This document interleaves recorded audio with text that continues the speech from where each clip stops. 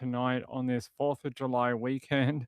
How are you? I know we're late. I know we're late, but everyone was watching Cape Verde win. Well, not Cape Verde win, Argentina win.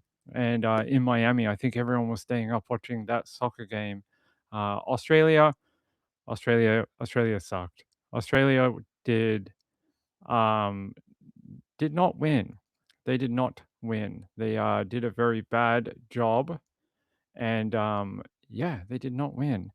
Hey guys, good to see you. I don't know why we're our chat is like some messages from like last night. I hope that's not what's going on. I hope everyone's here. I hear you. I hope you hear me. That was from last night. That's so weird. Yeah, you were on. Yeah, I hope you guys are having a great long weekend.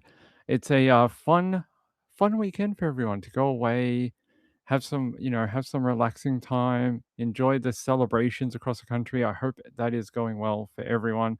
Um, we have some very interesting details tonight on this lady. I'm very interested in her story because it is very, shocking. I don't know how you go missing in Miami, but we're gonna talk about it. Her name is Chelsea Bonnell.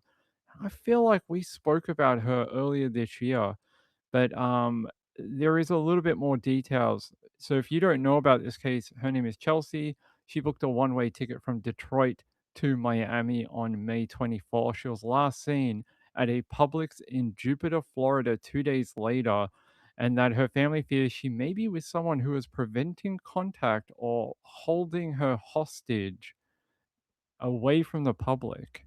Now, they're saying that she was working in the Detroit area as an exotic dancer, but after telling her family that business at the club hadn't been very good, she purchased a one-way ticket to Florida on May 24th, possibly to find work.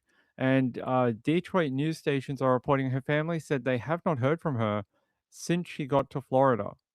That just seems very strange. Um, they're saying that she had just been working, and they're saying it's not unusual for us to not have a whole lot of contact, that she would sort of contact people maybe every 2 to 3 weeks and get in touch with friends and family.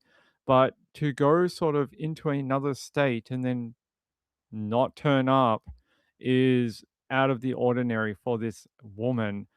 They're saying here that who is this? Hold on. They're saying that they're worried that she hadn't been in contact with anyone with her family for this long. They say it's not like her, and that they do fear that she may just be with someone that's not allowing them to contact family because this is just not her. Her family said they are able to actually find some camera footage of her in the supermarket alone buying food. And they said, but it was very, very minimal footage. And they said she bought maybe some lunch meat and a drink. She then did leave the Publix in Jupiter and headed out to the car park, and they said after that, they just don't have any more information about where she went after the Publix. They're saying that her family called her on May 26th and received no answer at the time, and that they assumed that she may have just needed a break. They're saying here that the family told a local Miami paper on June 2 that Chelsea's debit card was used at a Dunkin' Donuts in West Palm Beach, though it's unclear who made the purchase and who was in control of the debit card at the time. Since that card purchase on the 2nd of June, which is like over a month ago now, no indication of where she might have been for the last 4 weeks. Now, 4 weeks is a long time, a really long time to sort of go to a foreign place and not talk to, family or friends or people, especially when you're in a place that you've never been before. So she's 30 years old, 160 pounds, blue eyes, below shoulder length blonde hair. She also has some tattoos, including a spider tattoo on the left shoulder. And on her fingers, she has love and faith on her fingers. And then across the back of her legs, she has the word beautiful. So yeah, it's very strange. She said she left her apartment furnished, if not all of her clothing is missing. So she left it furnished but took all her clothing. And they're saying phone believed to be turned off from the 28th of May.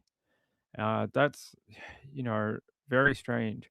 They're saying she worked at Legends on May 24th, and then purchased that one-way ticket to Miami, Florida that same day. So Legends is in Detroit, must be, or in Michigan.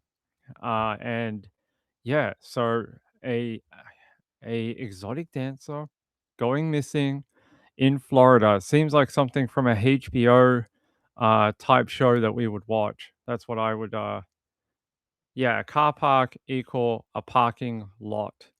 I know it's not what you guys call it. You guys call it a parking lot. Yeah. You hear me fine? I hope so.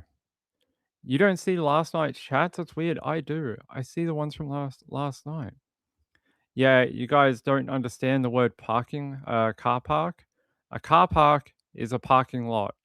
There you go. It's just unfortunately the language difference between us, between me and you. So yeah, I don't know what to tell you, but there's a lot of exotic dancers in Florida, like a ton of them, right? There must be places that you could go and work. So if you were heading down to Florida, there must be clubs that would take on a new girl from out of town. New girls often bring in more money because they're new. They're fresh faces, and punters like new girls because they often wanted something new, a different personality, a different look, and they often bring in some pretty good money. So I it doesn't say whether she knew anyone in Florida to go and stay with, like whether she had friends, like where was she hanging out in Jupiter, Florida? It's a little weird. Hold on. I'm gonna try to find some more information from her family for us.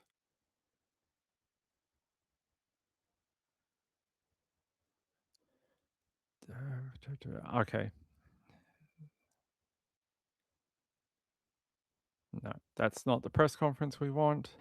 I was hoping we might have found a press conference, but it doesn't seem to have been one so far. Yeah, I'm gonna check out another site. Yeah, let's have a look.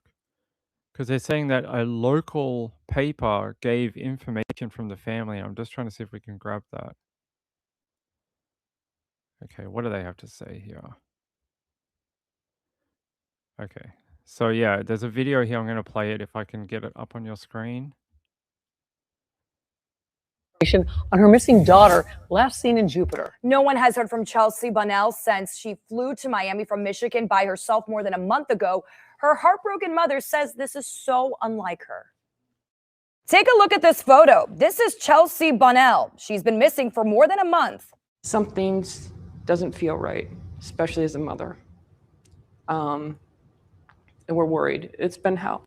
Michelle Claw is Chelsea's mother. She says Chelsea flew from her home in Michigan to Miami on May 24th. She flew alone on a one-way ticket. 2 days later, on May 26th, security video shows Chelsea walking into a Publix in Jupiter. But there's been no communication with her friends or family. I started contacting her like around June 1st, and her phone was off, and I'm like, okay, maybe she needed a break. On June 2nd, Chelsea's debit card was used at a Dunkin' Donuts in West Palm Beach, but since then, nothing. No contact, no activity on her debit card, no sign of Chelsea at all for nearly a month. It's unexplainable. It hurts and it's killing me because this is not her. She would call one of us. After a month making calls from Michigan, Michelle and a few family members are now in Palm Beach County. They're hanging missing posters everywhere and anywhere, visiting businesses where Chelsea may have gone, but they've come up empty.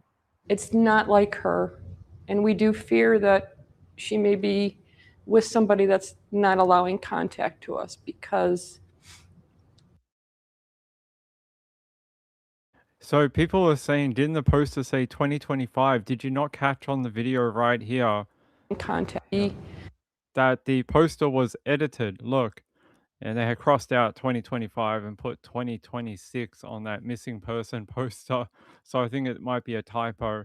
It's interesting because there was a case last year with the same last name, but it was a man. Do you guys remember that case? It was a guy who was leaving his wife and she ended up killing him and dumping his body. I think she ended up murdering him in his own home. And that was in South Carolina back like a year ago, and he had the last name of Bonnell as well. He was actually from the military, originally from Texas. Originally from Texas, that's where his family was from, but he was living in South Carolina at the time. Same last name. So if you get a sort of, thing in your head, you're like, where have I heard that last name before? It's not from this case, it's from that one about a year ago. This is a different case altogether. Yeah, I'll play what the mum has to say. with somebody that's not allowing contact to us because this is just not her. I just want her back. I just want to know she's okay. West Palm Beach police confirmed they've been in contact with police in Michigan. They're asking anyone with information on her whereabouts to please come forward. While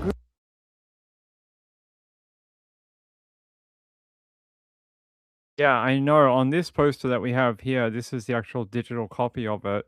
It doesn't have the correct day on it, but it's recent, like not from 2025.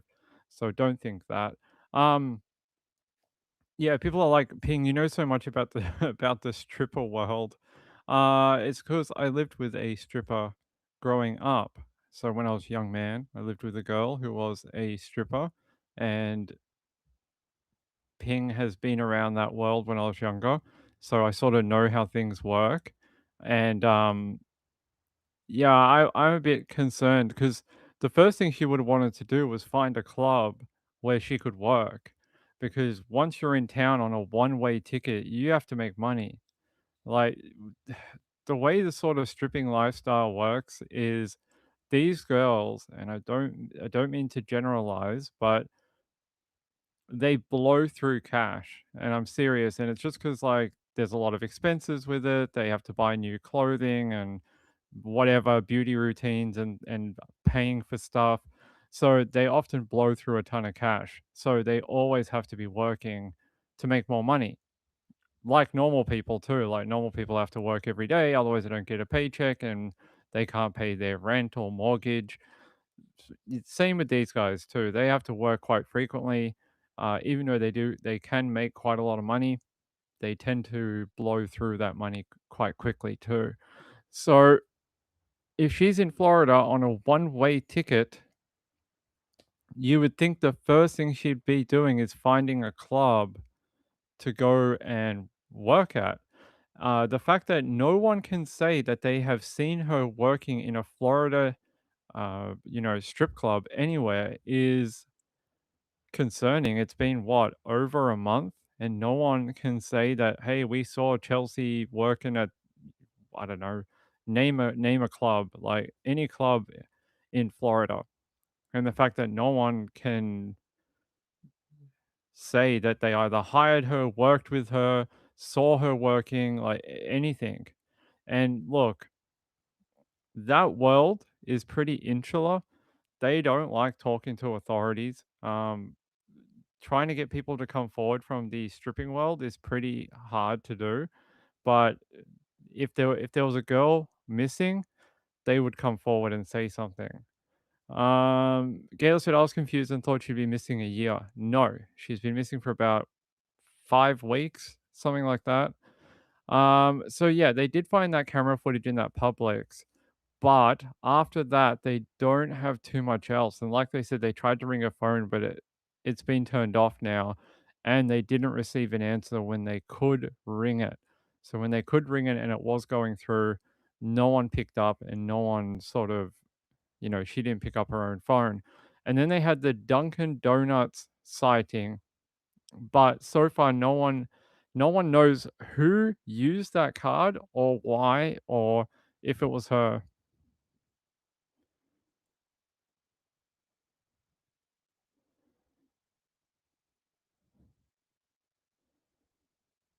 Ah, annoying. Yeah, sorry, just got a message from someone. And then it's saying here, according to a missing poster from Clinton Township Police in Michigan, and they're saying, yeah, she's got shoulder length blonde hair, those tattoos. Here, let's put up the tattoos again. I mean, they're pretty recognizable. I think if you saw a girl with this, you probably remember it. So a spider tattoo on the left shoulder. I mean, I think I'd probably remember if I saw that on someone. And then the love and faith on the fingers, pretty, stands out. And then the beautiful on the back of the legs. I mean, I don't know. A lot of people with tattoos, I guess, but um, hold on, guys. Give me 1 sec. I'm getting a phone call. Give me 1 second.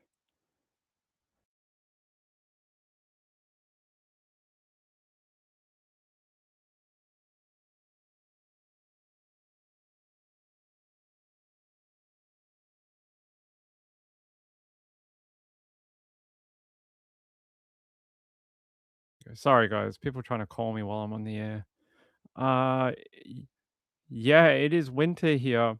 It is very, very cold in Melbourne today. That's why I'm rugged up with the hoodie right now. This nice blue hoodie. It's really cold down here. It's I don't know what the temperature is outside. I haven't gone out today. What is it? It's like 12 degrees. Feels like 9.8. So very wintry weather down here today. It's in the single digits. What it feels like outside. We are definitely very cold. Very cold. Yeah, it is winter here. Yep. So, where do we go from here with with this lady? I don't know. I am. I'm confused why no one can come forward and verify where she's been. Could it be a mental health thing? Could she have gone to Florida? I don't mean to be dark and gloomy, but could Florida not have been a working trip? But then I question, why did she take all her clothing? If this was a one-way mission, a kamikaze type mission, why take all the clothing with her? Wouldn't you just take yourself? There's just some weird things. Like the family reckons that someone might be holding her, maybe like a pimp, someone like that, that is forcing her to do something that she doesn't want to. Wouldn't be surprising. There's a lot of stuff like that out in the world.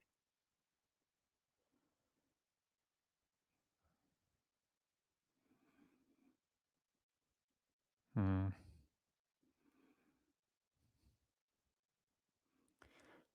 All right. Um, hold on.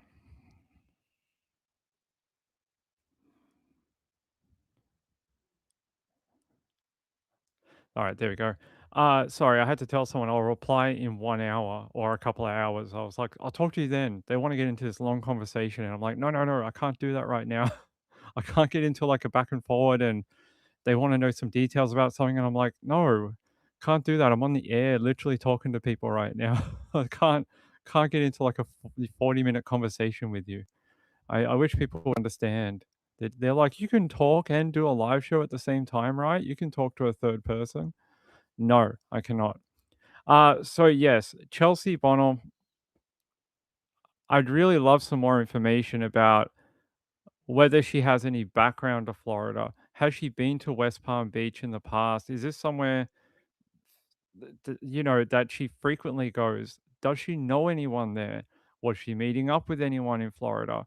Because that's information that I guess only she might know, but they haven't provided it to anyone. Like, I don't see that information listed anywhere here. Here, I'm going to take you to WBPF. Is that right? Yeah, WBPF. It has more with the Chelsea's mom on here. New tonight, a plea from a mother asking for your help in finding her daughter. 30-year-old Chelsea Bonnell was visiting Palm Beach County from her home in Michigan in May and vanished. Now her mother has traveled here to look for her. Ari Height talked with Chelsea's mother tonight about the search, about her fears, and how you can help. Police say this Publix here on Indiantown Road in Jupiter is the last place they know Chelsea Bunnell was. But that was more than a month ago. Her family is frantic to find her, and they're hoping you can help. Take a look at this photo. This is Chelsea Bunnell. She's been missing for more than a month. Something doesn't feel right, especially as a mother. And we're worried. It's been hell. Michelle Claw is Chelsea's mother. She says Chelsea flew from her home in Michigan to Miami on May 24th. She flew alone on a one-way ticket. 2 days later, May 26th, security video shows Chelsea walking into a Publix in Jupiter, but there's been no communication with her friends or her family. I started contacting her like around June 1st, and her phone was off. And I'm like, okay, maybe she needed a break. June 2nd, Chelsea's debit card was used at a Dunkin' Donuts in West Palm Beach. But since then, nothing. No contact, no activity on her debit card. No sign of Chelsea at all for nearly a month. It's unexplainable. It hurts and it's killing me because this is not her. She would call one of us. After weeks of making calls from Michigan, Michelle and a few family members are now in Palm Beach County. They're hanging missing posters anywhere and everywhere, visiting businesses where Chelsea may have gone, but they've come up empty. It's not like her, and we do fear that she may be with somebody that's not allowing contact to us because this is just not her. I just want her back. I just want to know she's okay. And I talked to West Palm Beach police about Chelsea Bunnell, and they confirmed they've been in contact with police in Michigan. If you have any information about Chelsea's whereabouts. Yeah, I'll leave it there. That seems like a very similar video. Weird. It came from a completely different news station, WPBF News. The other one was from WG10, WPG10. So two different. That one's West Palm Beach. This one is, I don't know, somewhere in Florida, most likely, or Detroit. So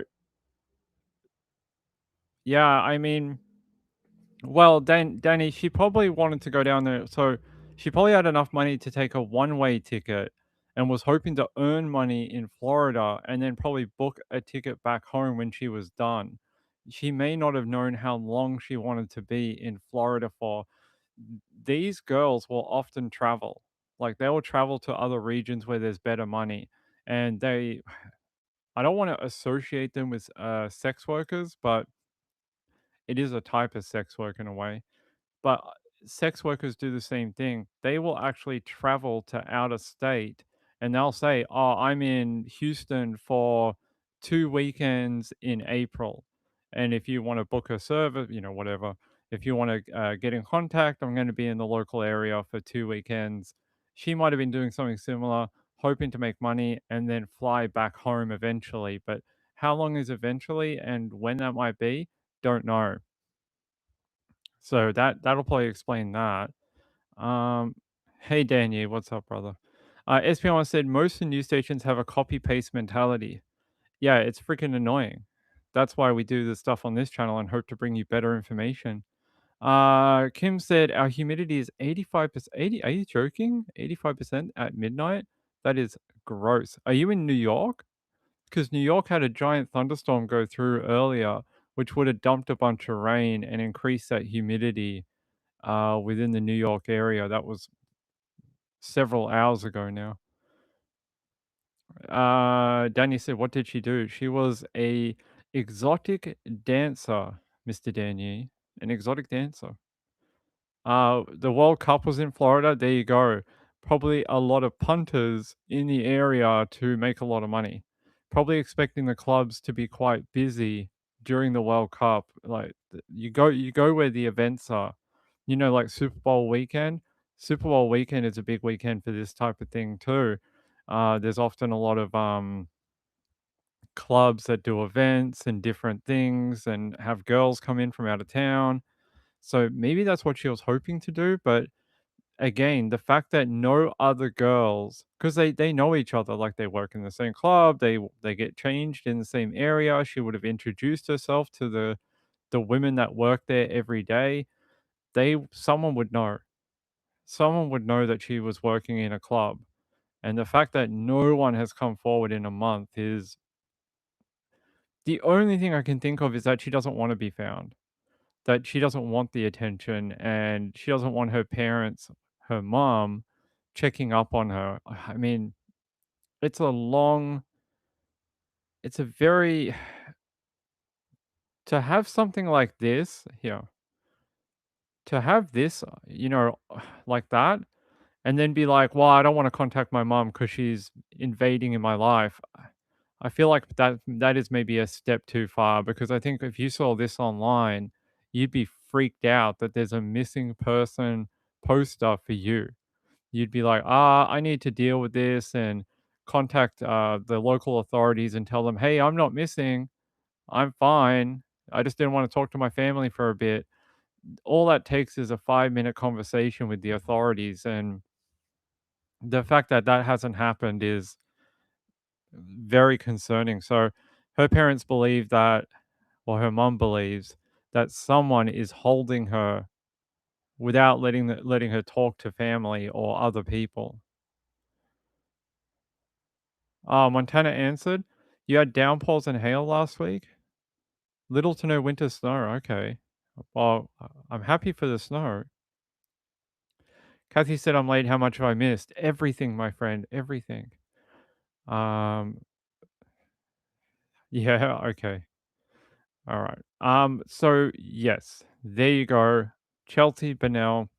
uh, I don't know else to tell you guys. I wish I had more information about her, but I just wanted to do my part, do a little bit of like, internet SEO to help the family, put the name out there. The more channels that talk about her, the more attention it might get. And we might be able to just, get some tiny thread of information out to the public, and then it may all come together and we'll finally find out what happened to her. Because, yeah, if this was like a week or something, I don't think we'd be that concerned. The fact that this is over a month now and no one can contact her, the mobile phone doesn't work, she hasn't talked to anyone. It's a bit strange. Let's see. So the police department that is currently running the operation to try and find her, it is the Clinton Township PD. They can be reached at 586-493-7800. And uh, the last known sighting was that June 2nd, where the debit card was used at a Dunkin' Donuts location in West Palm Beach.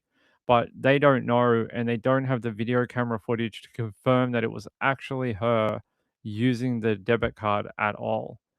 So it could have been someone stole her debit card. They could have found it on the street. They could have tried to use it. Could be any number of reasons why that card was used. Because the fact that it hasn't been used, she went on the 24th, right? Was captured in that Publix 2 days later on the 26th buying food. But then it's not until June 2nd that someone used it at a Dunkin' Donuts. Where is she get unless she's got a lot of cash on her, where is she, eating, living? Is someone housing her? Like, where is she staying? It's a long period of time, unless she has a friend or someone that she was meeting up with where they're like, "Yeah, you can come hang out with us and stay at my place." You would think that when she saw all this, stuff going on online, missing people posters, that if there was something as simple as that, she would have come forward by now and told the authorities, "Hey, I'm okay." But this has been going on for quite a while, and she has not come forward. So it is very disturbing. You know, often our people in the community that work as exotic dancers and uh, the other women that provide sex work, they're often seen as less than, often treated by authorities as non-human. And I feel like hopefully that's not the case here, and that people will actually try and look out for her. And if you're in West Palm Beach, if you're anywhere near that Publix, keep an eye out for this girl. She's, well, not a girl, she's a woman, but keep an eye out for her. Here's a photo. There's another photo of her. I'll see if I've got another photo of her. give me a second. There is another sort of photo of her here. Let me get this up on the screen. There's this one here. Yeah. So it sort of gives you an idea of what she looks like. Side profile view. And if you're in that sort of area, keep an eye out for her. That's all I can do. That's all I can do is tell you guys the details of what we have. So let's see. 100 degrees tomorrow. Stay inside. Get in the aircon if you've got an aircon. Stay inside. Let's see. Hey, Dan Yee gave a membership donation. Thank you very much, Mr. Dan Yee. I appreciate it. You are very kind, a very kind supporter of this channel. It is very, very, very sweet of you. Hey, my friend Carliza's here. Hey, Carliza. She got a membership? That's very kind. That's very kind. She's here. Hey. Hey, Carliza. How are you, my friend? You know, the next 2 months are going to be really hardcore for this channel. The fact that we're going to have to go back into trial mode from about late August until probably middle of October. So from about the 20th of August till about mid-October, this channel is going into trial mode. And you guys, if you were around last year for the Aaron Patterson trial, you will know what that means. And that is what is going to have to happen again for about 2 months, for about 8 weeks. We are going to go back into trial mode. And I appreciate all the help because I won't be able to talk to you guys very much when we're in that sort of the trial mode. We can't really do that. So I appreciate all the help right now. I appreciate all the help that people have given throughout the year to try and make these trials possible. They are very, very expensive. They are very long, especially in Australia. A lot of them go for like 2 months at a time. And I like doing them for you guys. So I appreciate it. It's going to be a long, long August, September, and October. We've got an appeal for the DPP versus Aaron Patterson. That is happening in August 20 and 21st. And then after that, we have the trial for Samantha Murphy happening a week later. So we are very busy in August. So it's going to be a busy time. Hope you stick around, and I hope you enjoy the coverage because it's going to be a lot of interesting stuff happening. You know, if you were here last year for the Aaron Patterson trial, you will know what to expect, and it'll be very different to the way it is like tonight. Very different. All right, let me tell you what else we have today. What else do we have today? You know what we have? Do you know what happened today on the 4th of July weekend? You know what happened today. I know you do. You guys have been following it because you're all Swifties, right? You're all Swifties. I know you are. Here you go. Oh, they got married finally. There you go.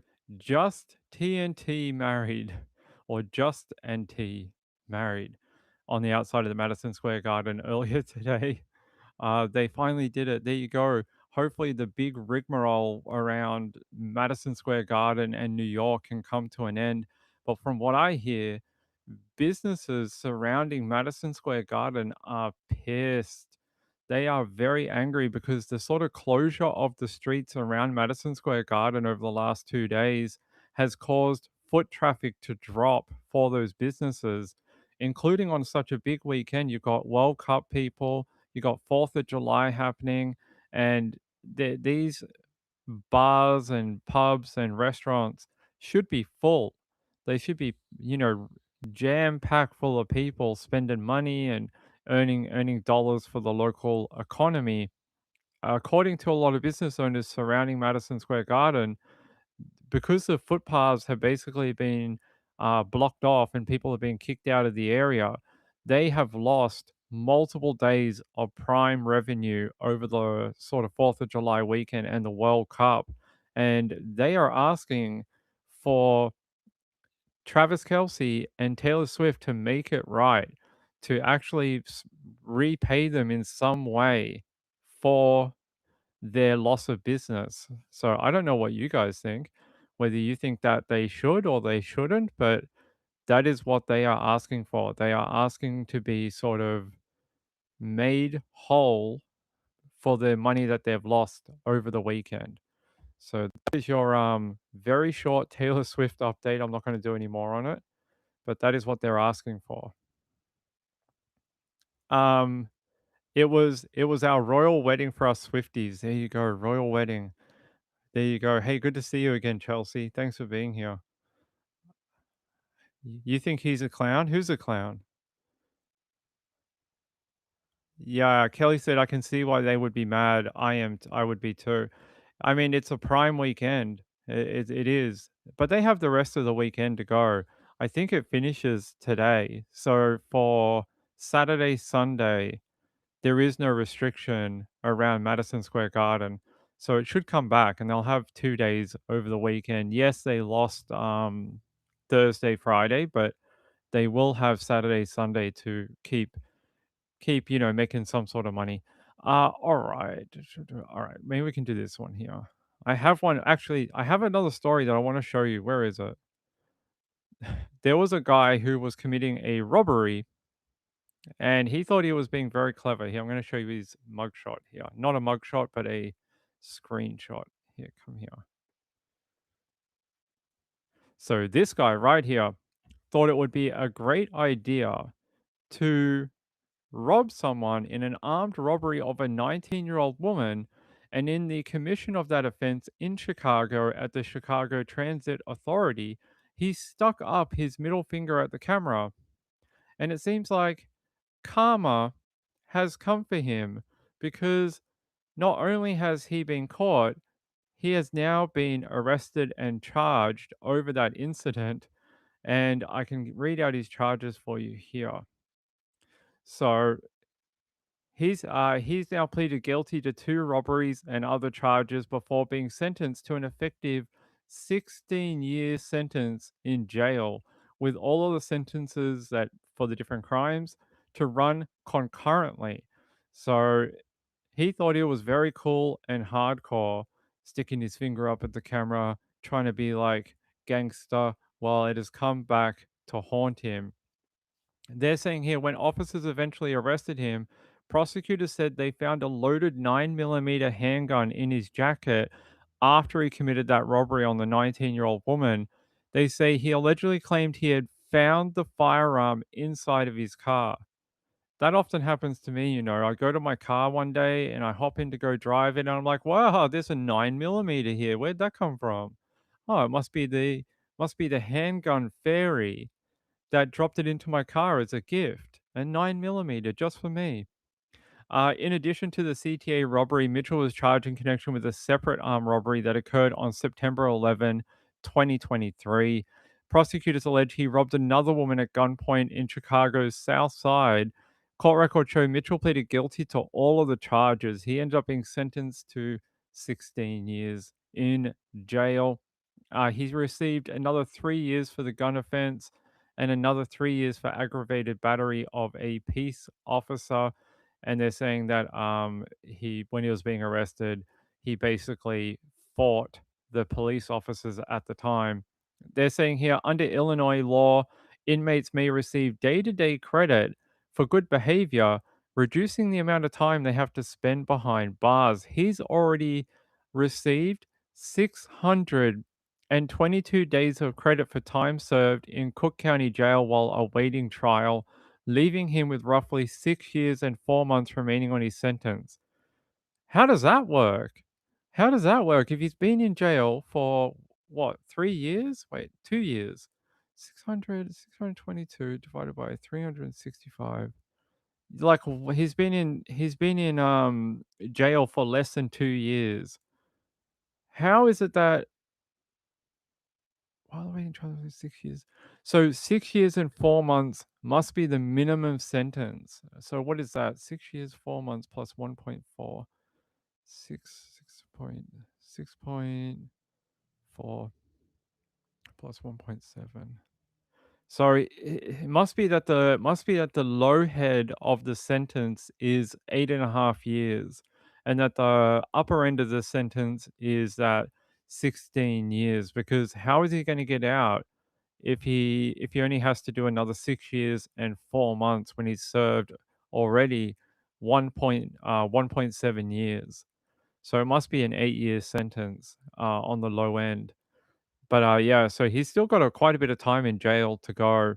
He may not serve that full sentence, but he is in jail for a long time. His name is David Mitchell. He's only 19, but he was one of 5 people accused of robbing a 19-year-old woman around the CTA Red Line train on September 28th, 2024. Yeah, I'm just going to try bring up his committal hearing if I can grab it. But yeah, put up his finger at the camera, and he ended up being caught anyway. I mean, it's we talk about stupid criminals on this channel, and this might be one of them. Here, I'll show you the thing. There you go. Do you still think he believes in the flipping off of the camera today? He looks like he believed in it back then. I wonder if he still believes in it today. So yeah, they're saying here, under Illinois law, he will receive a 50% sentence reduction. There's the 8 years for good behavior, and court records show that he already has credit for time served. So yeah, he'll serve about 8 years in jail for what he's done. But yeah, they're saying here the good news, there are plenty of surveillance cameras in prison, so he'll have ample opportunity to keep practicing his middle finger in front of the camera. Yep, I think so. He can definitely keep practicing that middle finger in front of the camera. I'm telling you, man, it never ceases to amaze me that people do such dumb things. Like, he looked right at the camera too. If he had looked down, not looked directly at the camera, something like that, he would have some plausible deniability. But he looked directly at the camera, so not a smart guy, not a very clever dude. Let's have a look. Kim said, I might be a little nutty about I don't know what that means. 16 years for robbery, yeah. But it's multiple. He did multiple offenses. Speedy trial, not. No, 2 years waiting. Oh, we're talking about Taylor Swift there? Let's see. You like the stupid criminal videos? Me too. Me too. And I like trying to find you criminals that are done for doing dumb things. Like this guy. I can't believe he just did that in front of the camera and was like, yeah, they'll never catch me. Well, they did. They did. And now he's going to have to spend a lot of time behind bars for that robbery attempt. It's a long time, eh? 16 years for robbery. Jeez. I think the reason the sentence is so high is because he had a firearm. If he didn't have the firearm and committed the robbery, it probably would have only been like 3 to 4 years in jail. But because he did it in the commission of the crime with a weapon, violent weapon, that is why. It's because he had a firearm. So if you have a firearm and you commit this type of thing, you're going to get done. All right. No more. Do I have any more stupid criminals for you? Why don't we stay in Chicago for this? Why don't we give you some good news out of Chicago if I can get it going on the screen for you? It's called there was a new operation. Remember how we've talked about these operations where they go looking for the missing children and they try and find out what happened to them? There was a new one and it was in Chicago and Illinois. So I'm just trying to see if I can. Yep. Let's go here. I'm going to take you to Fox 32 in Chicago. If it'll load. And this is our spring and summer anti-violence initiative. This is Operation New Dawn.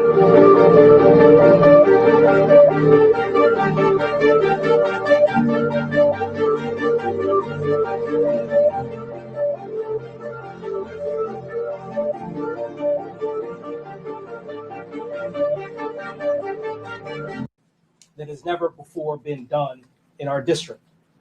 In addition, I want to personally thank Director Robert Sakata, who is the director of the Bureau of Alcohol, Tobacco, Firearms, and Explosives, who flew in from Washington, D.C. to Chicago to jointly announce the tremendous results of Operation New Dawn. Thank you, Mr. Director, for your strong leadership and for being here to give support for this historic event. It means a lot to me and to everyone else who's gathered here on this podium. As virtually every Chicagoan will tell you, violence is unacceptably high in many neighborhoods of this great American city. Assaults, robberies, kidnappings, and shootings occur all too frequently. Many citizens, including children, live in a state of fear. Fear that they and that their kids can't play outside on a beautiful summer day. So why don't I just tell you about it instead of this talking head, talking really slowly and giving you a bunch of word salad.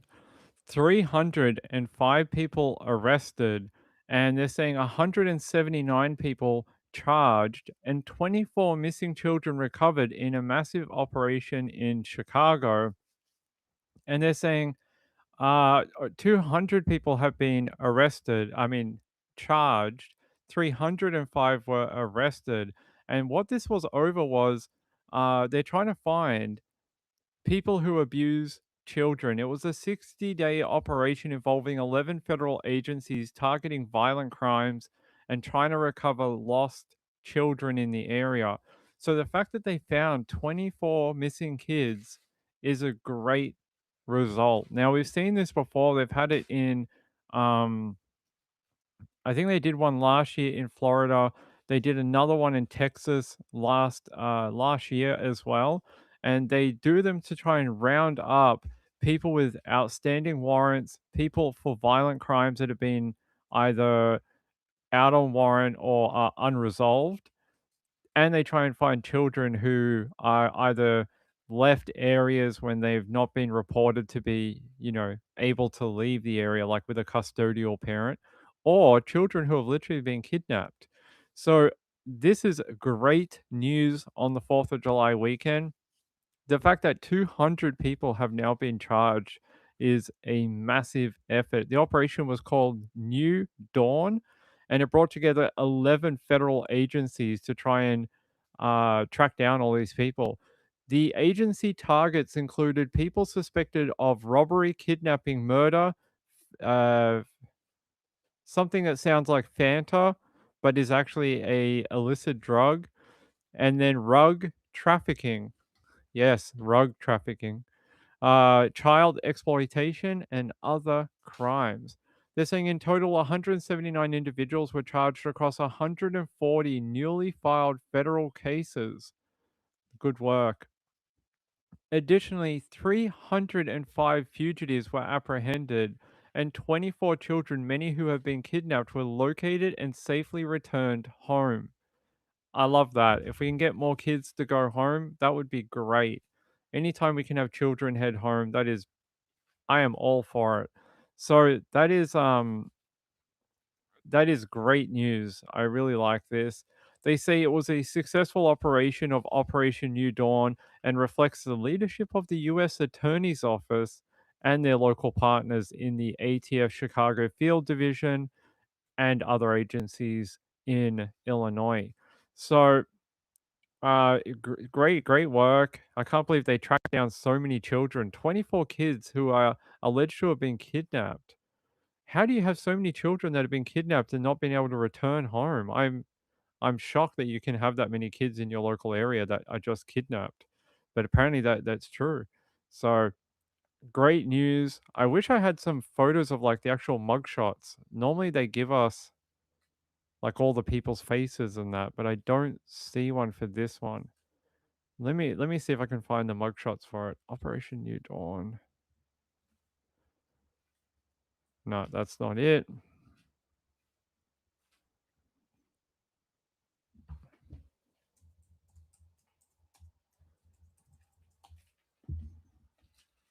Aha, I do have it.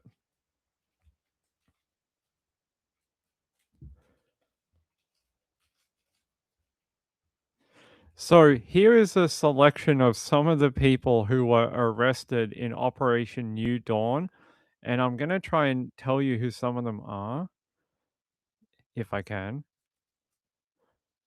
So who are these people? Oh, okay, they don't tell us exactly who they are. They're just saying that there's some of these people are for the variety of crimes that we were telling you about before. So some of them are rug traffickers, some of them are involved in child exploitation, some of them kidnapping, gun trafficking, and other violent offenses. Do you know what's funny? Look at this guy up in the second left square. Why is he smiling? He's like, "Oh, I'm just happy to be here today and be a part of the operation. I'm happy to be arrested here. Oh, you're gonna take my photo? Am I gonna be in the newspaper? Mom, I'm in the newspaper. Look, I'm smiling. Why are you smiling, brother? What are you doing? Like everyone else looks very unhappy to be there, except for this guy. He looks like he's having the time of his life. He's like, I can't believe I've been chosen. I've been chosen to be arrested by by the authorities. He does. I don't know why he why he looks so happy. So yeah, I wish we had more on who these individuals are. They don't actually tell us. Like who? Wow. Here, I want to show you what they found. Can I get this image? How do I get this on the screen? Um, Check this out. This is all the kilos, like kilo bricks of name a thing, and it's probably that. So look at that. That is all of the bricks that they found during the raids on people's homes. Wow, that is a lot of stuff. That is a lot of things. So that is some of the stuff that won't make it into the community, which is great news on this 4th of July weekend. Although there's probably a lot of sad drug users out there that are being, they can't find anything. But there you go. Let's see if they got anything else. Yeah, there's some more. Look, wow. What's that? I wonder what those little bottles are. They found more. Look, here you go. Wish we could make this larger. There we go. Oh, even more of them? They found all these bricks, plus they found all this cash and then 2 firearms as well. Holy moly. Wow. Oh, wow, look at all the mobile phones. Oh, holy crap. That's all the mobile phones they found, and then these are all the weapons, and then they found more of the stuff over there. Another They even found a telephone. Oh my god, look, they found an office phone. Why did they take the office phone? They're like, "We better take that office phone. It could have been used to do deals." Wow, that is a lot of I'd love to know what's in the little bottles. There's more here too, look. There's some up the top there. I'd love to know what's in that. Hey, not an advertisement. Hey, go away. Go away. There we go. Yeah, I'd like to know what is in those little bottles in the corner up the top there. But yeah, there you go. That's all the firearms and mobile phones that they had in relation to this Operation New Dawn.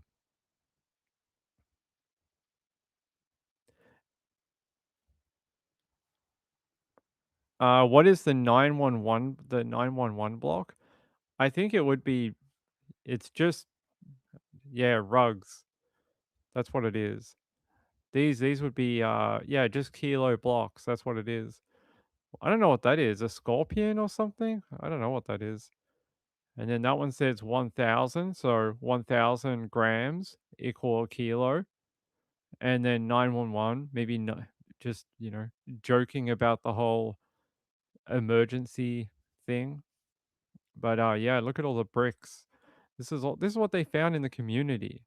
So hiding around in your community, if you live in Chicago or Illinois, this is what they found. Just look at it all. Winnebago County Sheriff's Office, they found this. Like that is just if they found this in Australia, they'd be going like this is the largest bust in history, and but you guys seem to make it like it's just another day. for the authorities. Wow, it's go away. Look at this. Go away advertisement. There we go. Yeah. So that is just some of the things that they recovered along with all those people. Yeah. Oh, we have some information. Yeah. Okay, what does it say? Oh, I can't read that. Can I get this somehow? Okay, here we go. Trying to find out where we can find these posters. Can we get these posters from somewhere? Oh yeah, there we go. All right, let me try and read you like who these people are. So what did they get in trouble for? Okay, so yes. Where's that poster we had up of the people? Yeah, here. Okay. I can tell you who these people are now. If I can get back to my page. Okay. There is a guy, let me see if I can point him out to you on this thing. Yeah, it's the first guy on the top level. So the first guy on the top left, his name is Juan Carlos Garo. I'm probably not saying that the Spanish correct way, but he's been charged with distro of Coca-Cola and allegedly distributed Coca-Cola in violation of federal narcotics laws. And then where's this guy? The next guy, do we have Smiling Guy? I want to see what Smiling Guy got done with. Smiling Guy's name is Trajan Damon. He's been charged with child SA and weapons offenses. That guy on the third from the top. That is what he has been done with. He's a very bad guy. Let me see if I can find the third or the fourth from the top. Fourth from the top is Ricardo Guzman Camacho. He's been charged with first-degree murder, aggravated battery of a government official, first-degree murder, that guy, fourth from the top. And then let me check the one on the... Okay, that's what he looks like. Let me see if I can find the guy from there. I think his name is David Collins, and he's a ranking member of the traveling Vice Lord street gang who oversaw local rug distribution operations in Chicago, federally charged with conspiracy to possess with intent to distribute. So he is probably responsible for some of the bricks that you see up there. And then the guy on the second line, and he's on the left, the first one, if I saw him before. His name is Zachariah Schneider, and he's been charged with distro of 50 grams or more of methyl something and allegedly distributed a significant quantity of Schedule 2 methyl something. That's his one. The guy on the next to him, to the right, his name is Mario, and he's been charged with multiple distribution of 40 grams or more of something that sounds like Fanta and 50 grams or more of actual methyl something. Allegedly distributed significant quantities of both of those chemicals in violation of federal narcotics laws. He also was charged as a felon in possession of a loaded firearm. All right, here we got third guy to the right on the second level. His name is Marcio Insuro Agitea Carrion. Probably pronouncing it wrong, but I butchered it. But he is charged with possessing with intent to distribute more than 5 kilos of Coca-Cola, charged as a felon and an unlawful present alien in possession of a firearm, charged with illegal re-entry after previously being removed from the USA. All right, who are we looking for? The third to the right. What does he look like? I don't see him there. His name is Laquan Gamble. He's been what did he get done with? Conducted 8. He sold firearms to undercover federal agents. Well done. Well done. Congratulations. He did it while he was on probation as well. And they're saying firearms were linked via the NIBIN system to other violent crimes. The the guy on the far right on the second level, I saw him before. Let's go back. So these are all really bad dudes that they cleaned up in this operation. All right, where's that other guy?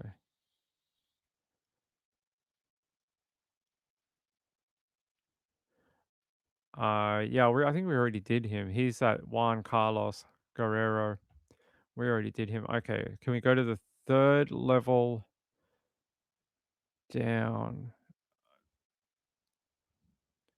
That guy is Cordero.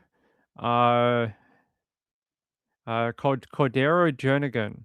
He is a ranking member of the Four Corner Hustler street gang who oversaw day-to-day operations at a drug stash house in Chicago. Federally charged with possession with intent to distribute Coca-Cola. And the guy on the third level to the right, who is he?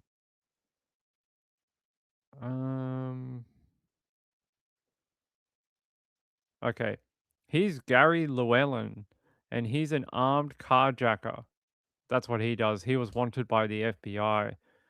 The third guy to the middle of that third row, I saw him before. Let me see. I've got a giant list of names here. Who's he?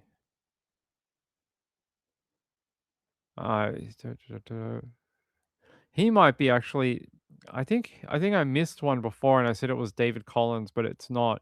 I think he's David Collins, the guy third row in the middle.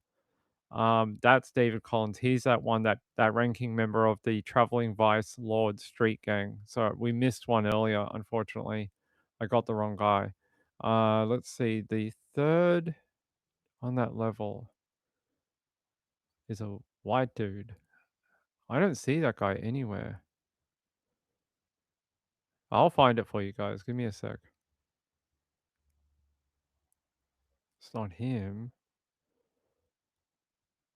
I don't see that guy anywhere on this list. Oh no, yes I do. Here he is. His name is Eduardo Carmona. He is committed with several armed robberies in the Chicagoland area. NIBIN records linked him to a firearm in a possession case. So he's also been done with possession.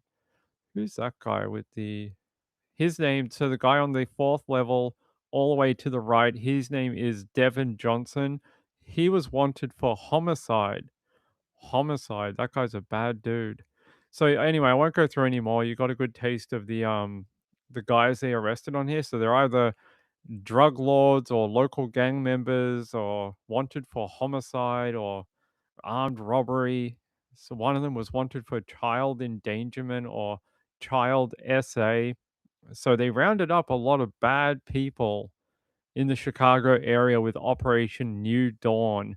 And they're saying this was conducted through the Attorney's Office of the Northern District of Illinois. And yeah, this is only a taste of them. So the one you see on the screen, how many is it? 1, 2, 3, 4, 5. So 20 people. This is only 10% of the people that they actually arrested. They arrested over 300. They charged over 200. This is only an example of 20. So you're looking at 10 times the amount of people on this photo that is on the screen right now. Over 10 times the amount. It's insane.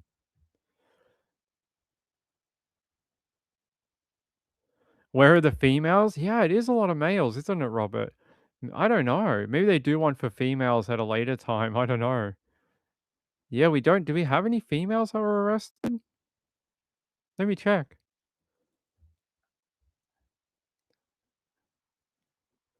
Maybe there's like no fugitive females in Chicago. I don't see. Oh, let me check. Operation New Dawn. Yeah.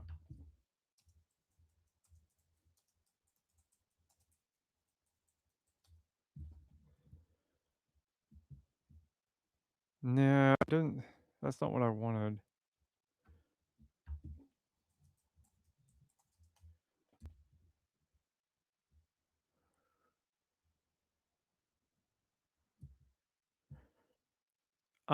They do say that females were arrested, but no specific examples were given. But that there were female people. They're just saying over 179 individual names have not been publicized in a single, press sitting, but there were um Ah. However, unsealed court filings tied to this investigation, tied to the crackdown of, these crimes, highlighted female involvement in major crime conspiracy networks, including they charged a 39-year-old female defendant from Chicago. It's brutal. Guys, hold on.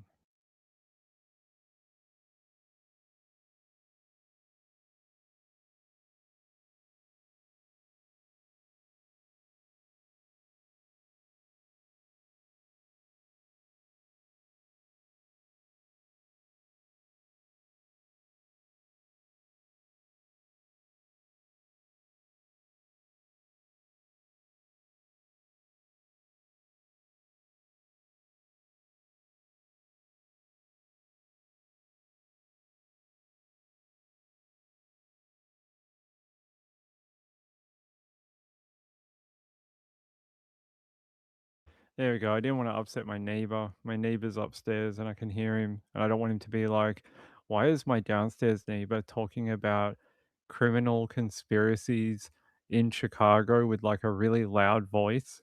So I was like, I should probably like turn it off and get back. Oh, there we go.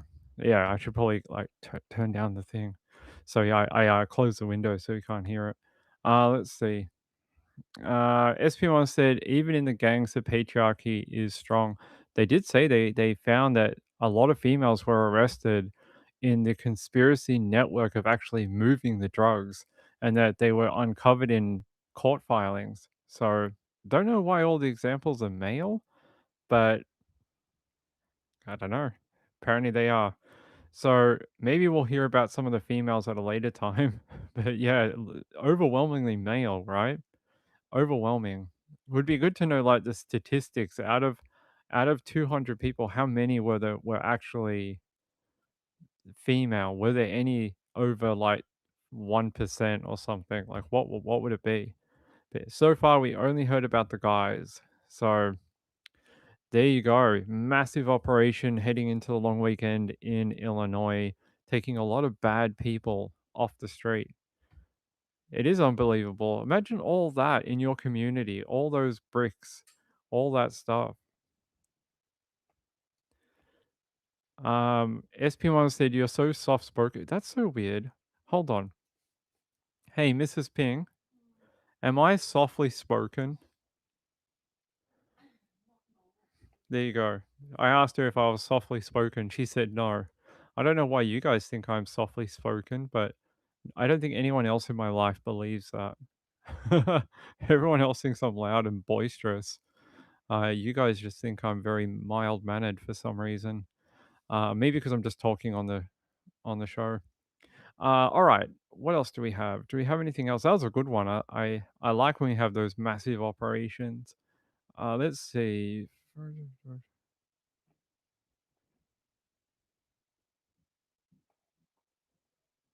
Ah, jeez. We can have a look at. I know Gayla sent me one yesterday about the baby. There was a toddler here. I want to send it to you. This is in Arizona, in Gilbert. So I want to show this to you because it's very interesting. Hold on. It's from ABC 15 in Arizona. Here, let me get this on the screen. Yep. All right.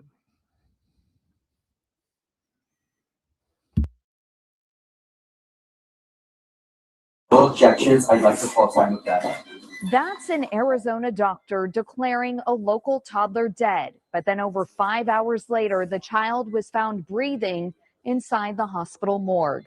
I'm ABC 15 investigator Nicole Grigg. Records show when the medical examiner came to pick up the child's body, he was still alive. Now there are serious questions about what went wrong inside that hospital. I'm gonna be right behind you guys, or do you want me in front? You're watching Gilbert Police body camera video showing a frantic scene from Super Bowl Sunday after a toddler was pulled from a family pool in Gilbert. LT, I'm leaving. Mercy Gilbert. The Gilbert police officer rushed to her car to escort the ambulance carrying that baby to Mercy Gilbert Medical Center. The ABC 15 investigators obtained these heavily redacted body camera videos from inside the hospital. Much of the video is blurred. Most of the audio has been muted. But a police report reveals something critical. Two officers say they saw signs of life more than once. One officer wrote that a nurse in another room believed she found a pulse, and when the officer tried to alert the doctor, he claims that the doctor dismissed the concern, writing that the doctor arrogantly told me he was the doctor, he has the medical degree, he went to medical school for a reason, and to let him do his thing. ABC 15 appears to have located part of that exchange in the body camera video just moments before the doctor declares the baby dead. I went to medical school for a reason. I'm not trying to. Okay, let me just clarify. Thank you. But that was not the only signs of life that records show hospital staff ignored. The report provides a critical timeline. About 6:20, the doctor declared the boy dead. Over the next hour, the officers detailed hearing gasping sounds, but those didn't stop. As the baby was then about to be moved to the morgue, the officers heard an audible gasp. Then inside the morgue, the officer wrote she observed another gasp or air release, which was now almost an hour later. But a nurse didn't take those signs seriously, saying those sounds could be a response from efforts to save the toddler. All of that audio, though, was redacted. I'm gonna let mom and dad come in here, okay? Some of the last recordings we hear was when the family was told to say goodbye. Then more than 5 hours later, at 11:52 p.m., the medical examiner's office found that the baby was breathing inside the morgue. He was flown to Phoenix Children's Hospital, and that's when the family learned he was alive. The officer writing that the baby was declared dead in error. An MRI. In error, you declared a baby dead and told his family to say goodbye. Oh, you didn't even listen to the officer. The officer was trying to reason with you. How arrogant do you have to be? Look, I understand you went to medical school. I understand you're a doctor, but you also have a duty of care. And you know what they say about being a doctor, that you'll do no harm. How about concentrate on that and not whether you're a doctor or not? Who cares whether you went to medical school or whatever? Like, concentrate on the whole oath you take, the Hippocratic Oath. Concentrate on that. Concentrate on saving the baby. Like, don't concentrate on like arguing with an officer. How about like learn to like be in a communal setting and work with other people, you arrogant fuck. Like, you just like you could have caused that baby to have like more brain damage by being starved for oxygen for multiple hours. It's horrific. Here, I just want to listen to the bit about the MRI. Hold on. I said that the baby had brain damage and we're told he will need lifelong care. An attorney. I hope they sue the fucking ass off that place. Like, are you kidding? That kid now has brain damage for life. Oh man, I hope they absolutely sue you into effing oblivion. I hope they take your medical license for that. That is insane. You gave a kid brain damage because you were arrogant. Caught all on camera, caught all on tape. They're going to have a field day with you. They're going to have an absolute field day when they get a hold of the rest of those transcripts. Wow. Just ridiculous. Yeah. Um, yeah, that poor family. Hey, hey, let me try to find out more about like the what happened to the kid after. Yeah, the doctor arrogantly told me he was the doctor. He has a medical degree. He went to medical school for a reason and to let him do his thing. Congratulations, you gave a kid brain damage. Hey, great. Let's report it to your like your university that you went to. Maybe they can put you in their monthly newsletter. Hey, doctor that came from us and graduated here gave a kid lifelong brain damage. Let's have him over for a special dinner and presentation as an alumni. Like, you absolute fuck. They're saying here, records show that shortly after the exchange, the doctor went on to declare the baby dead. Which we need to declare you dead. Let's declare him dead. The author wrote that the release of air was audible and visible, later writing, it also began to sound like Redacted was gasping for air. That poor kid, man. The report goes on to say that when medical staff went to move the boy's body in the morgue, the officer wrote that she observed what appeared to be another gasp. And they said that was not the last sign of life either. While inside the morgue, the officer said, I again observed what appeared to be a gasp or air release, which was now almost an hour later. No wonder this kid has brain damage. He's been starved of oxygen for hours. Wasn't until 11:52 that night, just before midnight, that they discovered that he was breathing in the morgue. So that baby went on for how long? Hold on. Let me go back to the beginning. What time did he get into that room? Um, it doesn't tell me what time they originally got there, but if it's if it's almost midnight, which was I guess it was an hour later, wasn't until hours later. So it must have been like in the afternoon. So like in the afternoon or early evening sometime, that kid got to the hospital originally. And it wasn't until midnight that night that they discovered that he was breathing. No wonder he has brain damage. Yeah, they said the MRI said the baby has brain damage and we are told he will need lifelong care. Mercy Gilbert, the hospital, said, this is a heartbreaking situation. We immediately conducted a thorough review of all aspects of care provided to learn what happened and to make meaningful changes to strengthen our care. You won't avoid a lawsuit. Out of respect for the patient's privacy, we cannot discuss details. What a cop out. We continue to work with the family and their representative. You're going to get absolutely sued. Patient safety and exceptional care is our highest priority. Haha, no, it's not. Gilbert Police said the police report lists the doctor as Dr. A. Toozy, and records show he is a licensed physician in Arizona. Records show that it is Dr. Aaron Toozy, DO, is listed through the Arizona Osteopathic Board. Goodbye medical license. Goodbye medical license. Because I reckon he's going to get sued to the Stone Age. They're saying here, ABC investigators reached out to Dignity Health to see if Dr. Toozy was still employed with the hospital, but a spokesperson would not comment. An attorney who represents the doctor said they declined to comment at this time, but said there is much more to the case and that there are important medical facts that have not been reported. What? Like you just declared a child dead who was breathing?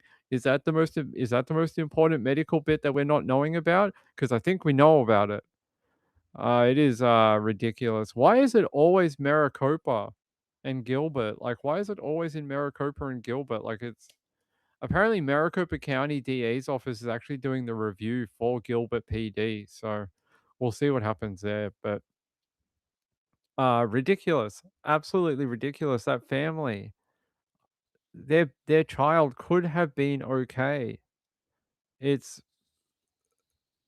that must be so frustrating for that family. Like to have your toddler need medical assistance, go to the hospital, and they're just like, "Yeah, he's dead. Hey, I don't think he's breathing. Let's just call him dead." And then you find out that he's been gasping for air for hours, even after you said goodbye to him. when they told you had to say goodbye to your son. It's ridiculous, man. They're saying here one officer wrote in the police report that the baby was pronounced dead in error by Mercy Gilbert doctors, even after a tense exchange about a pulse possibly being detected. So the cops did a better job medically than the hospital did. The cop found a pulse and the doctor didn't. Ridiculous. Ridiculous. He's a DO, not an MD. So he's not, he didn't even, what's a DO? What's a DO? What's the difference? Yeah, difference.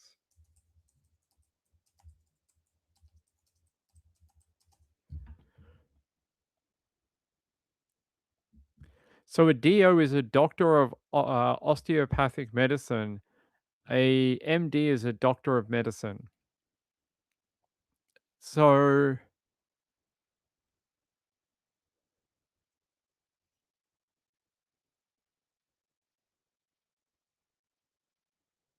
okay, so it sort of is, and it actually is a more complex medical degree to get.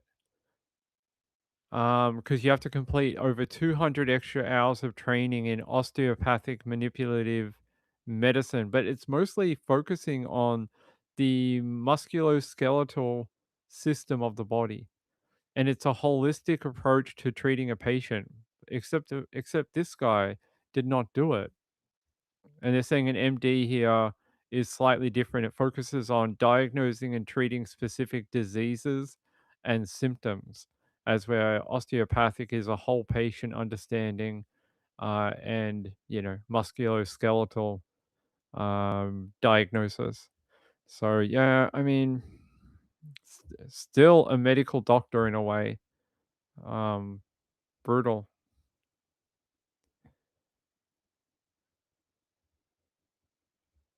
Yeah, no, I've never heard of a child doing that. That guy is going to get absolutely obliterated. The problem is, though, that all hospitals and all doctors have to have insurance. They have to have liability insurance. So even if he does get sued into the absolute stone age, his insurance to practice will cover it. And the only person who wins here are the lawyers, but it has to go to the medical board for there to be any repercussions on the doctor, because the insurance will just pay out to the family. To actually affect the doctor, it has to go through the local licensing board in Arizona. They're the ones who have to pull his license to work as a doctor. Let's see. Who is that? Who is that in Arizona? I think it's the MCAO. So they are the ones who can pull his license to operate.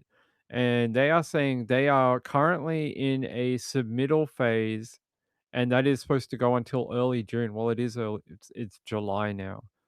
And they're saying currently the entire case is under review with the MCAO. So we're gonna have to wait until final findings for that come out, and what exactly are they going to do to the doctor? We'll have to wait and find out. That's horrific. I gotta watch that again. I gotta watch that body cam. Hold on. Hold on. I want to go back. Yeah, let's listen to it again. I just want to listen. No objections, I'd like to call time with that. That's an Arizona doctor declaring a local toddler dead. But then over 5 hours later, the child was found breathing inside the hospital morgue.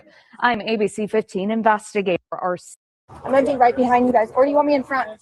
You're watching Gilbert Police body camera video showing a frantic scene from Super Bowl Sunday after a toddler was pulled from a family pool in Gilbert. LT, I'm leaving.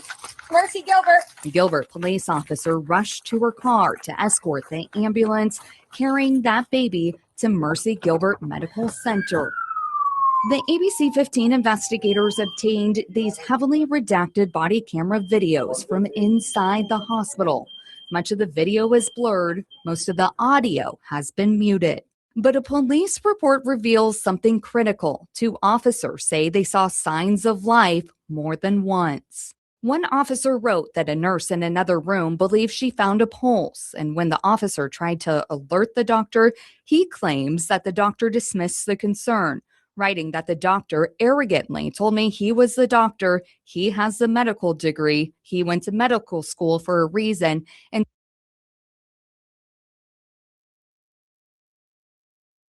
So, when this doctor inevitably dies from embarrassment and social and working, you know, S word, can we put this statement on his tombstone? Because I would love it. So, when this guy dies, we'll make a pledge that we're going to go to wherever he's buried. Hopefully, I don't know if I out survive him. I hope I do. But maybe one of the younger people in the chat will keep an eye on his name. And when he eventually passes away, we're going to steal the tombstone on his grave and we're going to put a new one. And it's going to say this. We're going to get this printed out and put it on a tombstone. And we're going to say Dr. Toozy, valiantly known from this phrase below, and have the quote underneath it so that no one ever forgets that this arrogant asshat said this to, in regards to a child who could have been saved. It's that child could be walking around today with no brain damage and be just fine. And the fact that that kid struggled for hours to try and breathe, it's so sad. It's so sad because it's so preventable. If he had just taken it seriously, had tried more to get that kid to breathe, clear the airway, get the water out of the lungs, kid might have been okay. Kid might have been just fine. Yeah, I know. I want this. I want this on his grave when he dies. Yeah, this is one of the most frustrating things I think I've ever heard. They're saying here that the doctor's work address is Chandler Regional Medical Center, which is run by Mercy Gilbert, and that currently, right now, there are no disciplinary actions on his license to work, but there is a medical review underway. Where is he? His name is Arian Toozy. All right, let's show Mr. Asshat. Where is he?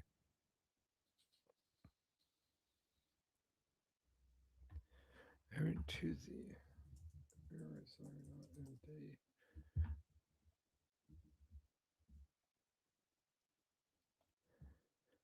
I can't find a photo of him, which is weird. But apparently this is the baby right here. I'll show you the photo of the baby. There's a photo of the little kid. That kid was a perfectly normal baby. Super Bowl Sunday. And then at the end of the day, end up having brain damage. Severe brain damage and will need help for the rest of his life. Very, very sad. I wish I had a photo of Mr. Toozy. Kelly said that's a very nice hospital. Well, apparently they have jerks that work for them. Let me try and find it. Aaron's Toozy MO. Can you give me a photo?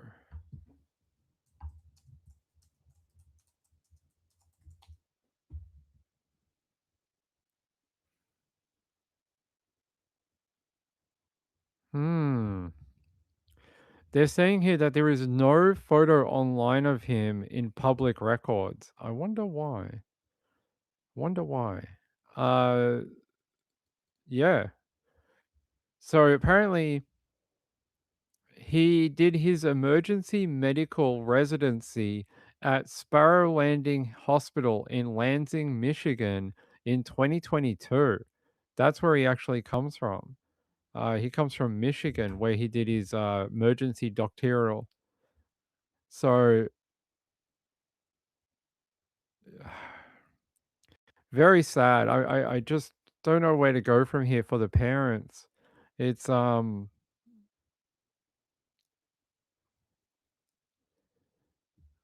do we have two videos? there's this one. Sorry, I'm just trying to find out why we have two videos. Hold on. I'm wondering, do we have a different one that we can look at?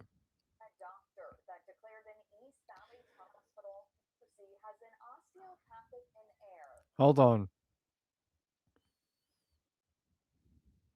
Who was that doctor that declared an East Valley toddler dead in air? I'm ABC 15 investigator Nicole Grigg, following up on the baby who was pronounced dead, then found breathing in the morgue more than 5 hours later. The hospital where this happened won't answer our questions if that doctor still works there.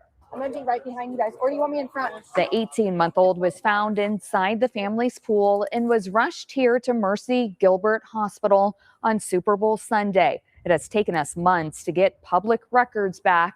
An officer writing in a police report that the baby was pronounced dead in air. The heavily redacted body camera videos and the reports show that 2 officers say they saw signs of life more than once. As for that doctor, he is listed as A2C in the police report, and records show the doctor, Orion Tusi, has an osteopathic physician license here in Arizona and has Chandler Regional Medical Center listed as a work address, which falls under the same hospital network as Mercy Gilbert. Public records available show that there are no disciplinary actions on his license. As for Mercy Gilbert, a spokesperson said in a statement that they're unable to comment on specific personnel, saying like many hospitals, they have employed and independent physicians who are affiliated with their facilities. Now, there are still a lot of questions, and we're continuing to look into this doctor and how this could happen. I'm investigator Nicole Grigg, ABC 15, Arizona.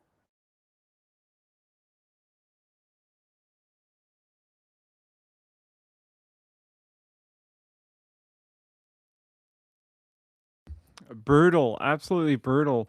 I hope to be able to bring you more about what happens to that investigation at the end of the month. So at the end of July, they are supposed to be bringing out a public report from that MCAO findings, and I will bring that to you as soon as we have it because I want to find out if there are any repercussions for that doctor. There should be. You can go and act like that as a doctor, but you must know there are repercussions for every action you take as a medical doctor. There has to be, because that's a really bad slip up. Your direct actions in diagnosis and calling time of death, that kid is now brain damaged. It's irreversible. You can't take that back. And sure, doctors have to make hard choices in hard situations. I get it. We all understand how hard it is to be a doctor. Like, it's not easy. But it felt like he was not listening to people around him, including a nurse and a police officer who both thought they saw signs of life. And it's the arrogance. It's the, I'm the doctor here. I went to medical school. Let me do my thing. It's that. It's that tells you that there's a shortcoming of his abilities inside of that emergency room. It's not about anything else. It's that. It's the lack of care. It's the lack of duty of care. It's the lack of actually diagnosing what's going on correctly and applying whatever treatments you can to that young boy. Then to send him to the morgue after you told the family to say goodbye is highly traumatizing. I can't imagine what that family thought at midnight when they got a phone call saying, "Yeah, we just put your child on a helivac and took them to another hospital because you know what? Guess what? Surprise, they're alive." Like, that would have been the most, I don't even know what that family would have felt in that moment. One, a little bit of shock, but at the same time, they have to have, like, the first thing gone, "Oh my god, is my child most likely brain damaged?" Because we all know what happens when you don't get enough oxygen. You get irreversible brain damage. And to have no oxygen or limited oxygen supply for like 7 hours it's highly damaging. So we'll see, we'll see. Yeah, a cute little kid, right? There's his photo. It just sucks that this little boy won't have that life anymore. His life now is going to be very different, and it's through no fault of his own. It could have been very different. Now, there's not to say that this kid fell into a pool and he had water on the in his respiratory system, right? There's no saying that he would have not had brain damage at all, but it could have been the severity of it could have been very different because yeah, he was without oxygen for a period of time before he even made it to the hospital. Um, so yeah, but there's people who have survived this. There's people who have drowned and been brought back and never had any brain damage. So yeah, what went wrong here? What went wrong? Let's hope that the medical board reviews this properly and doesn't try to, you know, protect the brotherhood. Oh, you found pics of him? Yeah, but I couldn't find one where it actually says I see some, but I can't see ones that actually say it's the same guy from Arizona and he's a medical MO. I can't see that, but I do see one from a guy in Arizona, but I can't confirm it's the same guy. I hope that makes sense. Like I just can't confirm it's the same dude. Like the one I see, I'll show it to you, and if this is a different guy that lives in wherever, I'm sorry. But I see this guy. I just don't know if this is the same doctor or not, or whether this guy is even a doctor at all, or whether he's connected to this at all. But that's the photo that comes up for me when I'm looking around for a photo of this guy for some reason. Hold on, let me check one other thing.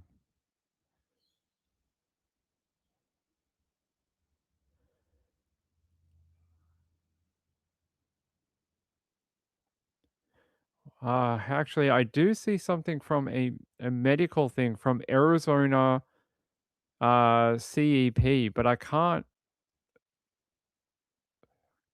see who was the doctor.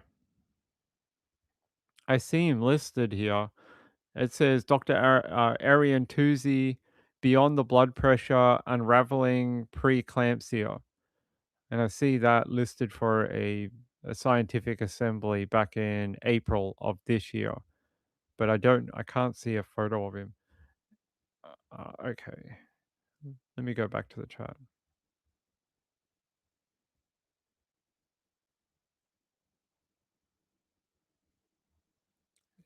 Yeah, well, he's not an MD, he's an MO.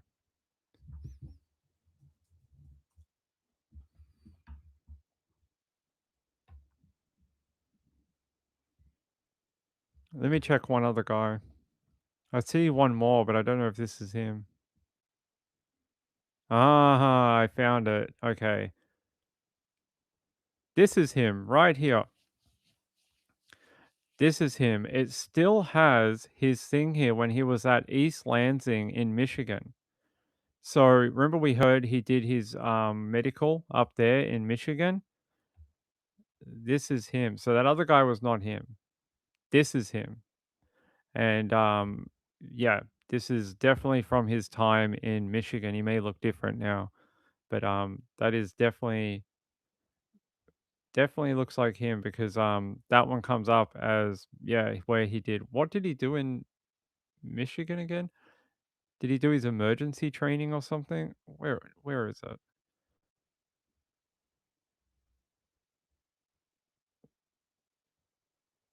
Da, da, da.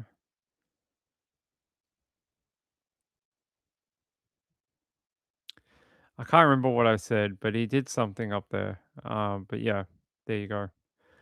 So we will have to wait and see what happens with this medical board thing. But how horrific. That poor kid, man. I want to know what his life looks like now. But they said basically he needs a lot of like round the clock care now. And that Yeah, it's very sad. God, my chat's playing up. Hey guys.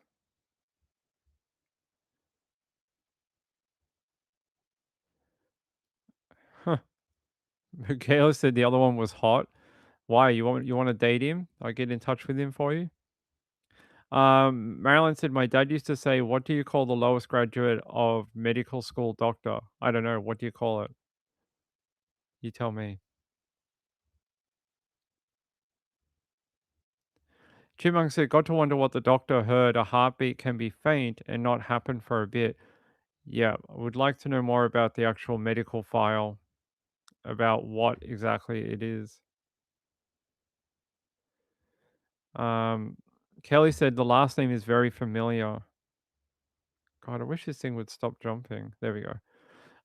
The last name Tuesday is so familiar, I can't figure out where I know it from. If you figure it out, let me know. Doctor is the lowest? Okay. I mean, an MD, there's other ones. Well, yes, an MD is sort of the lowest because if you specialize in something, you have to do more years. A medical MD is sort of like the first stepping off point. A lot of them go on to specialize in something. Could be, pediatrics, could be some sort of surgical, it could be brain stuff, all sorts of different things, blood science. There's like a billion different other like specialities, disciplines that you can get into. So yeah, you are right that an MD is sort of like the first hopping off point. What a very sad story.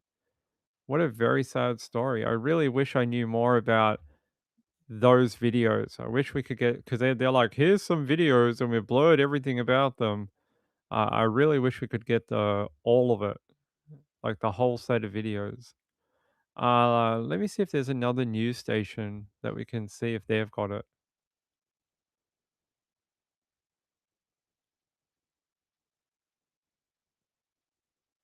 All right, I'm gonna take you out to ABC Family, Arizona Family. This is a truly unbelievable story. Dignity Health officials call it heartbreaking and say a thorough review looked into how this could have happened. And the doctor who made the grave mistake is not facing criminal charges. We're about to play part of that 911 call that started it all. And as a warning, it is emotional and it might be difficult to hear. Hello, 911. 911. I need an ambulance. 911. A frantic 911 call about a possible drowning at a Gilbert home. Okay, and what is going on there? My nephew fell in the pool.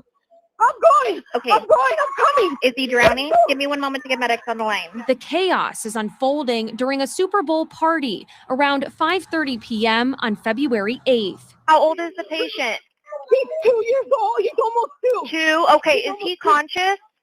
No, he's not. They're doing Okay. You can feel the family's panic and desperation as they perform CPR while waiting for first responders. Is he responding at all? He starts to respond and then he stops. Please. According to the police report, the 18-month-old was floating face down in a backyard swimming pool for about 10 to 15 minutes. The little boy was rushed to Mercy Gilbert Medical Center. At 6:20 p.m., he was pronounced dead by a doctor, and his parents 15 to 20 minutes in a backyard pool is enough to have irreversible brain damage. It's enough to induce death as well.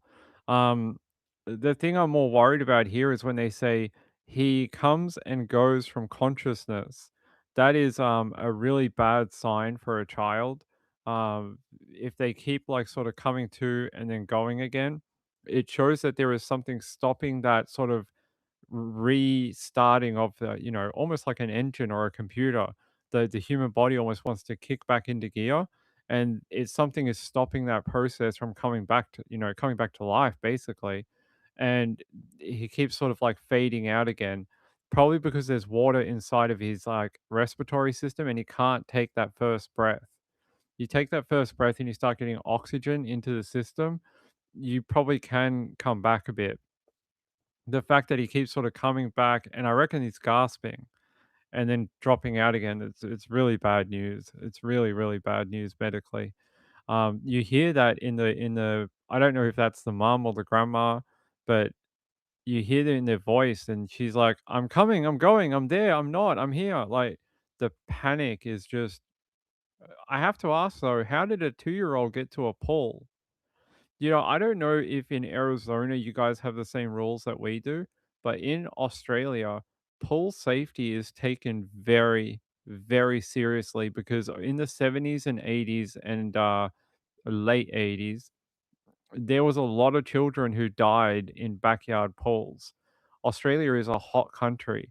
We have a lot of pools in people's backyards, a lot more than, say, even in America. Like almost 1 in 2 or 1 in 3 homes in Australia have a backyard pool. They changed the laws down here because children learnt how to climb the gates. So it used to be like you had to have a gate where you had to have a push in button and then you had to pop the gate open.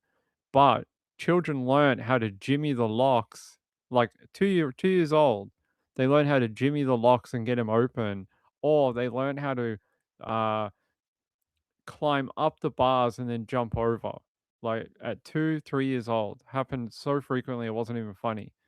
Now you got to have these special types of fencing around pools. They've got to be like 18 feet high, or 18 feet high, something like that. And they've got to have certain spacing in the bars so the children can't climb them. And then you got to have some other things with the gate as well. It is law here, absolute law. You found in violation of it, they can make you rip up your pool. They can make you take the pool out of your yard.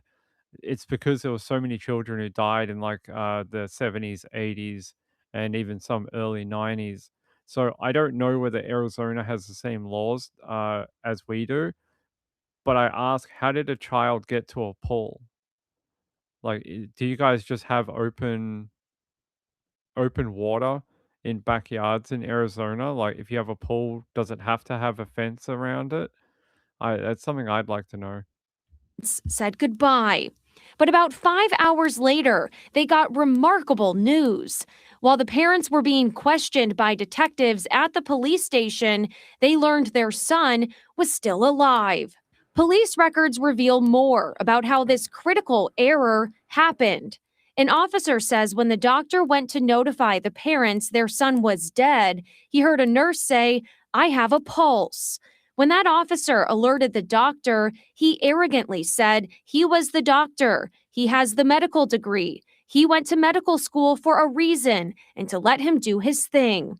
Police witnessed the doctor tell hospital staff to stop performing life-saving measures because of the child's dire condition, and several nurses left the ER in tears after the time of death was called. The parents and police expressed concern the child appeared to still be breathing, hearing multiple gasps for air. But nurses said it was agonal breathing. An hour after being declared dead, an officer heard another gasp. The boy was taken to the morgue, and it wasn't until just before midnight when the medical examiner staff came to transport the body that he was found still breathing. The toddler was then life-flighted to Phoenix Children's Hospital. In the latest. All right, we'll drop it there. By the way, Lynn, that photo you showed me is the same one that I put up just before. So the photo that you emailed to me is the same one that we had up on the screen before. See? Right there. It's the same one. So I think you must have been caught behind by a little bit. But yeah, same one that we had. But yeah, I looked up the laws for Arizona in regards to what type of fences that you need to have. So under state law, Arizona ARS section 36-1681, it provides a minimum baseline of specific barrier regulations concerning what is required when your house acts as part of the pool boundary. It says here, the fence or wall must be 5 feet high, measured from the exterior. There cannot be any climbing zones, handles, or footholds on the exterior railings. to stop children from climbing it. Horizontal rails must be spaced at least 45 inches apart to prevent climbing. The barrier must not contain any openings larger than 4 inches in diameter. And they're saying if you use a wire mesh or a chain link fence, the maximum mesh size is 1.7 inches. All gates must swing outward away from the water and self-close or self-latch. The latch must be at least 54 inches above the ground. The barrier itself must be at least 20 inches away from the pool, the edge of the pool. So there is requirements um in Arizona, but according to this, some cities waive interior fence requirements if all doors and windows leading to the backyard are locked and alarmed, including Gilbert and Glendale, who have their own local ordinances regarding affidavits and door alarms. Interesting that it happens to be in the area of Gilbert. So they're saying that the area of Gilbert don't often enforce the rules for fencing requirements around pools. And that, yeah, if you have doors on the outside of your property that can lock, they consider that a deterrent from the pool itself.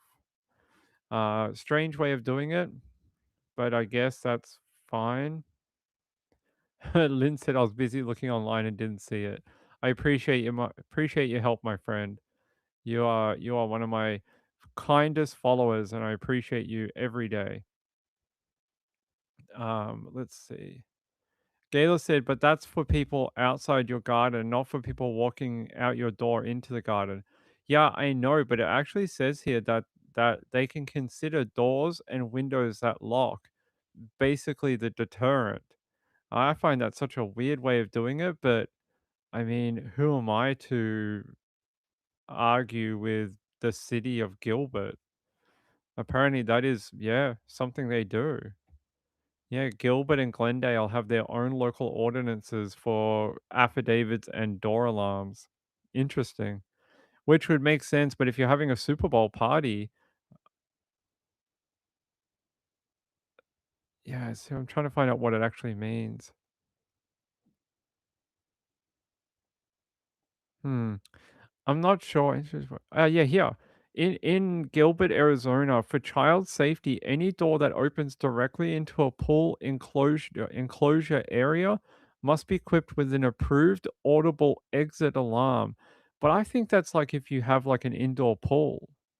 That's like if you have like a structure outside your home that is like, say you had like an outdoor pool and you had like a gazebo that had like windows all around it, and you have sort of like a semi indoor pool that it's attached to the home.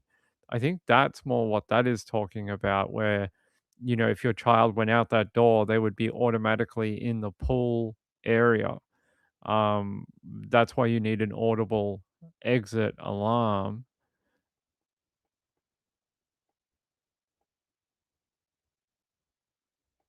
It says here in Gilbert, you have to have a gate that is automatic closing and self-latching mechanisms.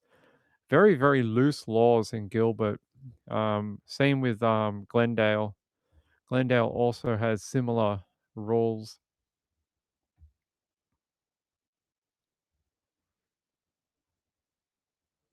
I'm just trying to get your comments. Hold on.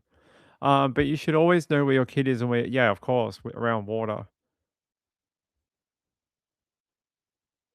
Yeah, that's what I'm thinking, right? So if you have some sort of outdoor area that leads to a pool, that you have to have that alarmed door. Oh, even if it's a backyard pool, really? The way they make it sound is like, yeah, the way they make it sound in the ordinance is that it's only for pools that lead directly from the door.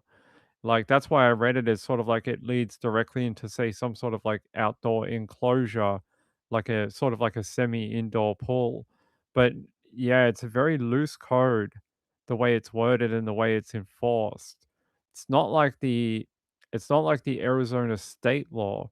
The Arizona state law is different and it's much more comprehensive, but the fact that Gilbert and Glendale give a waiver to the state law is troubling. Yeah, it's strange the way they do it. Yeah, pool barrier ordinances in Gilbert. Yeah, strange. Enforces strict residential building codes regarding pool safety. Doors accessing pool areas must have continuous self-closing, self-latching mechanisms and electronic door alarms. That is what the city government page, that's all it says. I'd have to look deeper into the building codes to find out more, but yeah, Danny was like more like 15 minutes, brother. 10 to 15. You have to understand how the backyard is set up. They all lead directly to the pool pretty much unless you have a very big yard.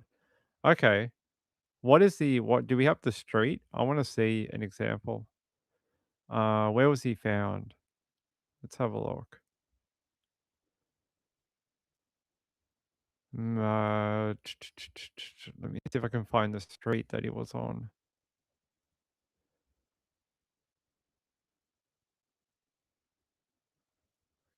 Gilbert. Let me have a look. Give me 1 second.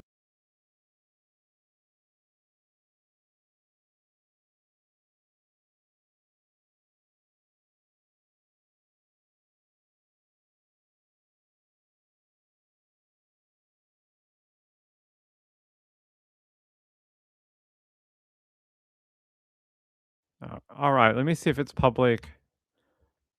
Okay, residential neighborhood at the intersection of East Chandler Heights Road and South Higley Road in Gilbert, Arizona. Okay, let me see if I can see where we're going. So they lived here. All right, I'm gonna put it up on the screen in a second when I track down their home. I know I don't want that. I want the overview of the backyard. So they're not giving us the direct, they're just giving us the crossroads. All right. I see. Okay. Yeah, I'll take you guys out there. So this is where they lived in this estate here. So you can see the backyards with the pool. Everyone's got a pool. Look, I don't know which house it is, they don't say. But yeah, I guess your door would lead straight here. Like it's like a path to the backyard. And you see like almost everyone's got some sort of pool area. Or not everyone, but a lot of people do. Yeah, especially in this bit here. Everyone in this particular estate has a pool area. And not a lot of them are undercover either. Not that I can see anyway. Yeah, look. So I guess if you're in this home, your back door might be right here. And you basically come out the back sliding door and you're right in that pool area. So I guess maybe that's what they mean. Like if the door was here, it would have to be alarmed. And do you know what I noticed, so guys? Do you see a pool fence anywhere here? Do you see a metal pool fence on any of these pools? Anywhere? There is not a single fence here at all. No one has one on any of their swimming areas. Interesting. So they use the door as the final barrier. The final barrier to the pool is the locking sliding door at the back of the property. Weird. You would get in so much trouble in Australia if you had that. They do not allow that here. I've never met anyone that has a pool with no fence in Australia. You must have a fence here. No matter if it's like this, no matter if you have a bigger yard, doesn't matter. You have to have a fence. Even if you live in one of those fancy, swanky apartments that have one of those infinity pools, you got to have a fence. You cannot have one. Yeah, weird. Look, no one has a fence here at all on their pools. Let's go over here. Does anyone here have one? Oh, this one does. This one has a fence. You can see it. So though they do.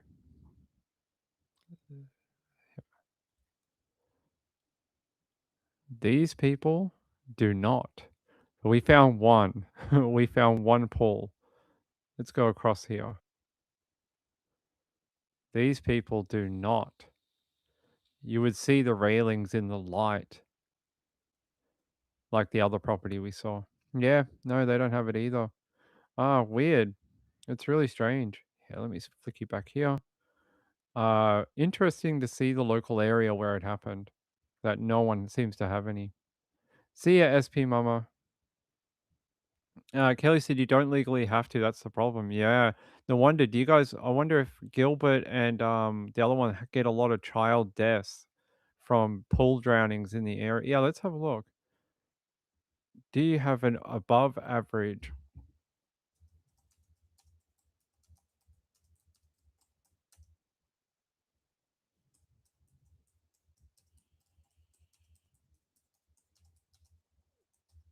All right, let's see. No, you absolute.